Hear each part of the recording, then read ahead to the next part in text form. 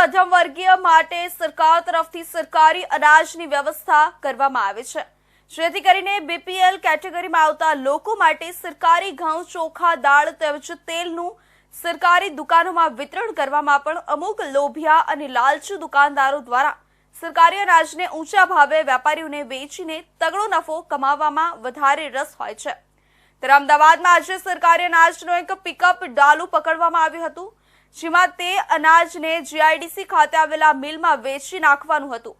પોલીસને અંગત રહે બાતમીના આધારે આ સંપૂર્ણ ઓપરેશન પાર પાડ્યું અને સંપૂર્ણ મુદ્દામાલ સાથે પોલીસ દ્વારા પકડવામાં આવ્યો હતો।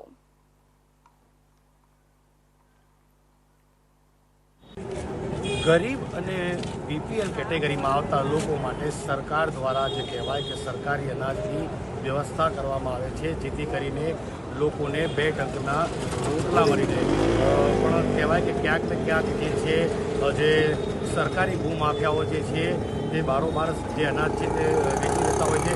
હાલ આપણે અમદાવાદના કહેવાય શાહપુર વિસ્તારમાં આવ્યા છે અને આપ જોઈ શકો છો તે પ્રમાણે જે છે બોલેરો જે પિકઅપ છે તેની અંદર કહેવાય કે શાહપુરમાંથી સરકારી જે અનાજ છે તેને ભરીને બારોબાર અન્ય જીઆઈડીસી ખાતે લઈ જવામાં આવતું હતું।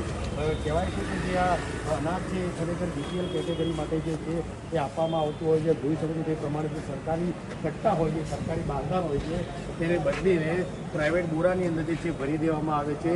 આ સરકારી ઘઉં તેમજ ચોખા જે છે ખરેખર આપવા ગરીબ અને મધ્યમ વર્ગ લોકો માટે હોય છે, પણ જે બારોબાર કહેવાય છે કે ઊંચા ભાવે આને વેચી નાખવામાં આવે છે અને ક્યાંક ને ક્યાંક ગરીબોના પેટ ઉપર જે છે એ લાભ પાડવામાં આવે છે। કારણ મહત્ત્વની વાત કહી શકાય કે હાલમાં શાહપુર વિસ્તારની અંદરથી બોલેરો પિકઅપ જે છે પકડવામાં આવી છે। 3 આરોપી છે કે તેની પર અટક કરવામાં આવી છે। જોવાનું એ રહ્યું કે અનાજ જે છે તે ક્યાંથી લાવ્યા, ત્યાં નરોડા અથવા તો સાણંદ જીઆઈડીસીમાં તેમને આપવાનું હતું, કોણે આપવાનું હતું, કેટલા રૂપિયામાં તેમને ખરીદ્યું છે અને કેટલા સમયથી આ પૂરા જે છે કૌભાંડમાં તે લોકો ઇન્વોલ્વમેન્ટ છે। કેમેરા પર્સન રાજ સાથે ક્રિશ બારોટ, ઇન્ડિયા ન્યૂઝ અમદાવાદ।